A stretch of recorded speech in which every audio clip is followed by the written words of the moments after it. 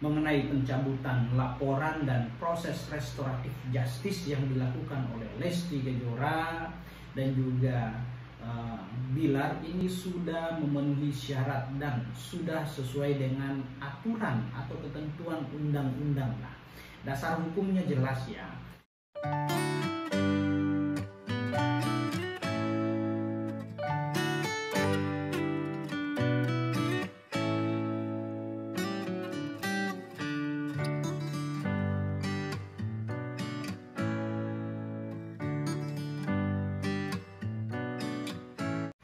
Assalamualaikum warahmatullahi wabarakatuh.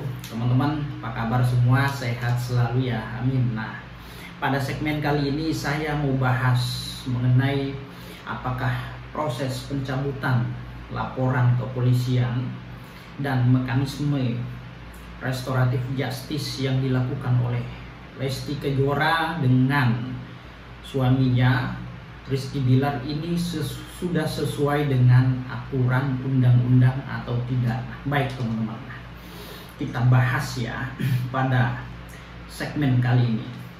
Nah, perlu kita ketahui bahwa delik dalam tindak pidana itu ada dua ya, ada delik aduan dan juga ada delik biasa. Nah, kasus yang dapat dihentikan proses hukumnya melalui dengan cara mediasi, perdamaian ataupun mencabut laporan kepolisian adalah kasus yang masuk dalam kategori delik aduan ya, itu ya teman-teman. Nah, lalu apa sih delik aduan itu ya? Delik aduan adalah suatu perkara atau tindak pidana yang dimana ketika ada korban yang membuat pengaduan atau laporan barulah dapat diproses oleh pihak kepolisian. Nah, selama tidak ada laporan atau pengaduan oleh korban terhadap pihak kepolisian, maka selama itu pula kepolisian tidak akan melakukan proses hukum terhadap perkara yang telah terjadi. Itu ya teman-teman. Nah, seperti kasus yang dialami oleh Lesti Kejora dalam kasus dugaan kekerasan rumah tangga atau KDRT. Nah, mengenai pencabutan laporan ini diatur di dalam pasal 75 KUHP yang bunyinya kurang lebih seperti ini ya. Orang yang mengajukan pengaduan berhak menarik kembali aduannya dalam jangka 3 bulan setelah pengaduan itu diajukan. Dia berhak untuk mencabut kembali. Nah, secara hukum atau normatif hukum, apabila pengaduan tersebut sudah lewat dari 3 bulan, maka pencabutan laporan kepolisian itu tidak bisa dilakukan lagi teman-teman ya.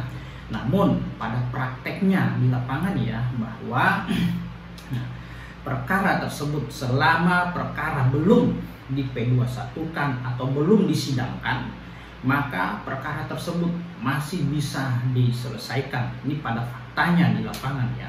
Karena keadilan tertinggi adalah terjadinya perdamaian antara para pihak yang saling bersengketa. Terjadi perdamaian ya. Mereka bersepakat untuk mengakhiri suatu permasalahan hukum di antara mereka. Itu ya teman-teman ya.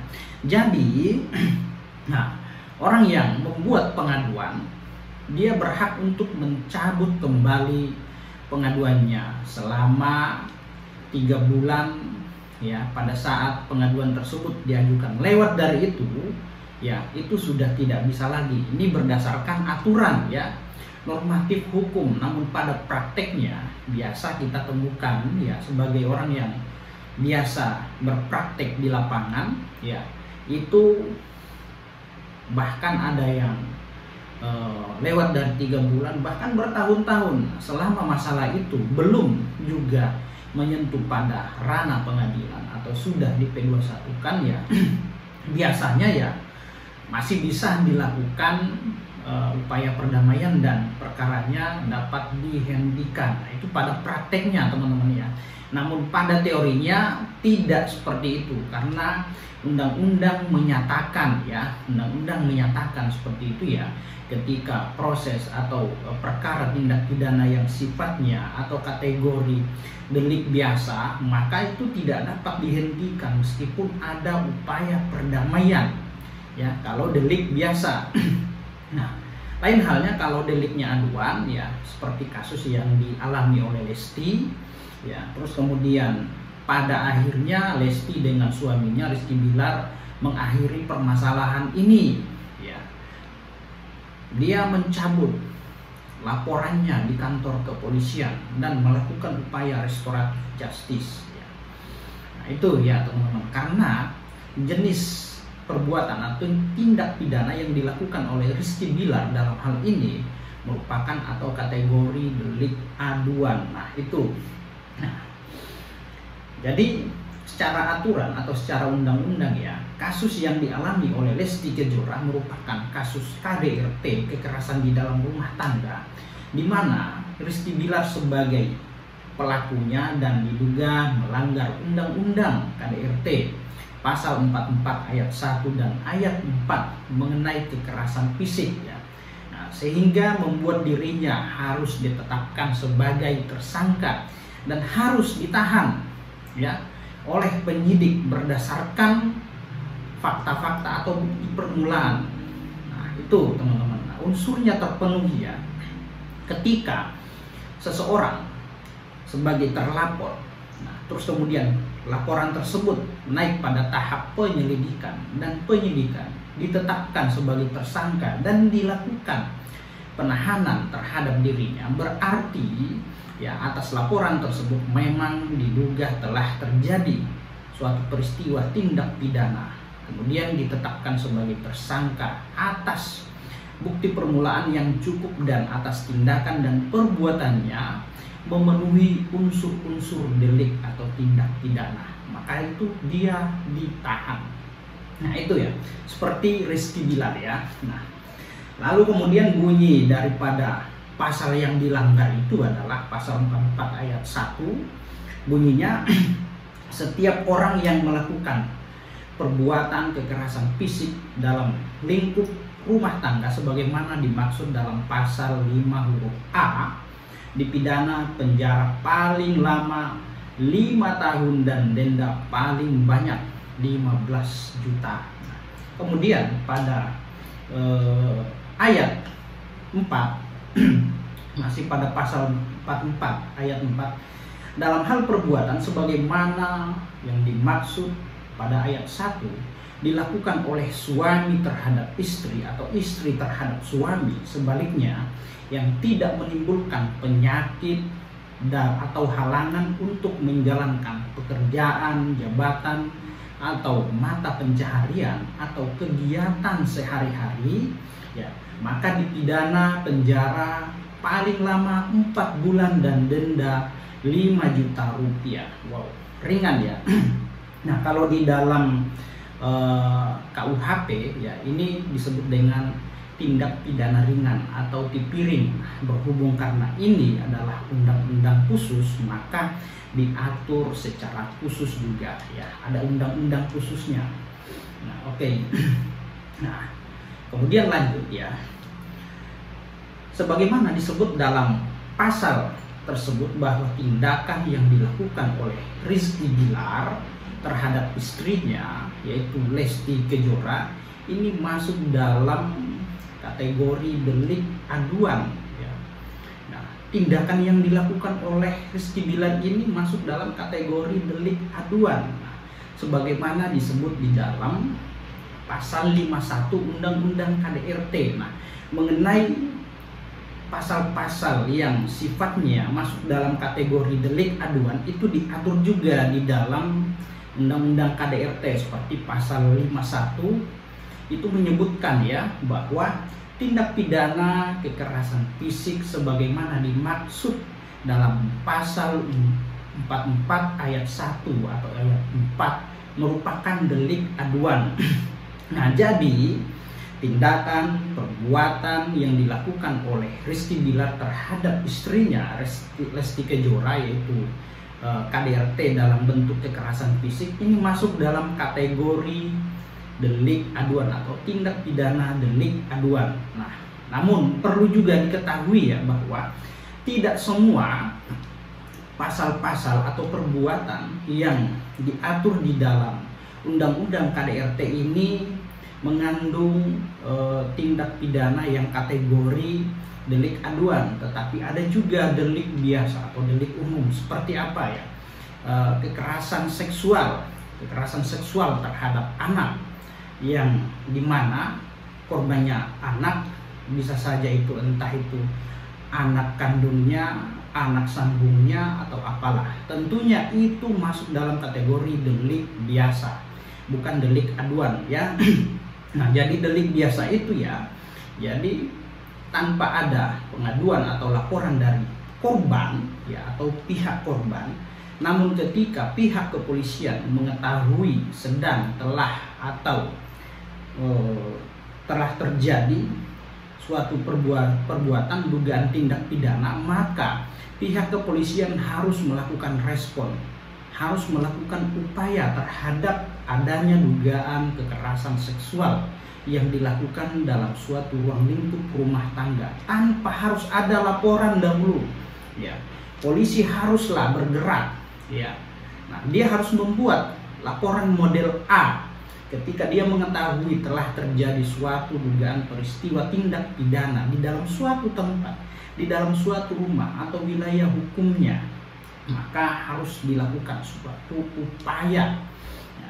Langkah pertama itu laporan, buat laporan model A. Nah itu ya, nah itu teman-teman mengenai delik yang ada di dalam Undang-Undang KDRT ya. Jadi tidak semua tindak pidana kejahatan yang ada di dalam Undang-Undang KDRT ini merupakan delik aduan, tetapi juga ada delik biasa.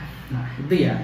Nah, lalu sehingga merujuk pada ketentuan pasal 75 KUHP ya, bahwa seorang yang telah membuat pengaduan atau dapat menarik kembali pengaduannya. Nah, jadi jelas ya di dalam KUHP ya, pasal 75 itu ya, orang yang membuat pengaduan ia dapat atau punya hak atau berhak untuk mencabut kembali pengaduan atau laporan yang pernah dibuatnya.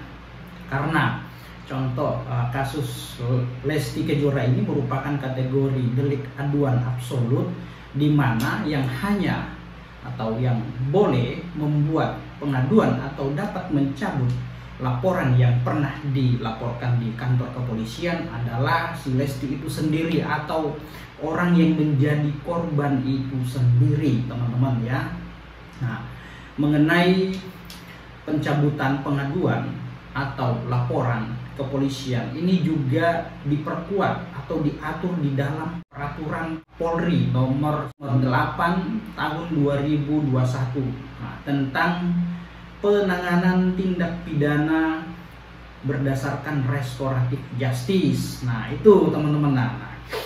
Jadi ya, dalam hal perkara seperti yang dialami oleh Lesti Kejora ini ya, selain dia membuat atau mencabut pengaduan, juga diatur mengenai restoratif justice ya. Namun tidak semua perkara-perkara tindak pidana ini dapat diselesaikan dengan cara keadilan restoratif justice ya. Mengenai penyelesaian dengan cara restoratif justice ini ya, tentu ada syarat dan ketentuan yang berlaku, teman-teman. Nah, jadi ada syarat material dan syarat formil. Nah, apa saja syarat materialnya? Nah, kita coba uraikan ya. Nah, syarat materialnya itu diatur pada pasal 5, yaitu meliputi pertama pada huruf A, tidak menimbulkan keresahan. Ini syaratnya ya, syarat materinya. Tidak menimbulkan keresahan dan atau penolakan dari masyarakat. Nah, lalu kemudian tidak berdampak konflik sosial, tidak berpotensi memecah belah bangsa, lalu tidak bersifat radikalisme dan separatisme. Terus bukan pelaku pengulangan tindak pidana berdasarkan putusan pengadilan. Contoh misalkan, Rizky Bilar ini kan dilakukan upaya restoratif justice. Nah, syaratnya apa saja? Rizky Bilar bukanlah seorang residivis atau pernah dihukum penjara berdasarkan putusan pengadilan. Belum pernah dia diadili di pengadilan. Itu ya. Nah, lalu selanjutnya bukan tindak pidana terorisme, tindak pidana keamanan terhadap negara, atau tindak pidana korupsi, bahkan mengenai tindak pidana terhadap nyawa seseorang. Nah, itu syarat-syarat mengenai syarat materialnya ya. Lalu kemudian syarat formilnya apa ya? Itu diatur di dalam pasal 6. Nah, syarat formilnya yaitu meliputi A. Perdamaian dari kedua belah pihak kecuali untuk tindak pidana narkoba.